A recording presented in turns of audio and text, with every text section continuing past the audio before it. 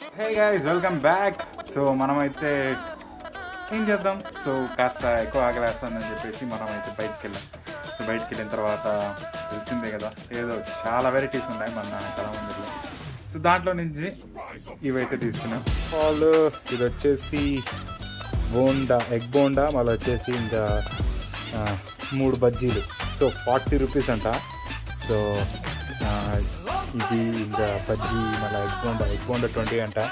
So తాతకి కాస్త spicy ఏమంటే నేను వేసేది స్పైసీగా రా అని చెప్పేసి వేసాడు. సో కలిపాడు.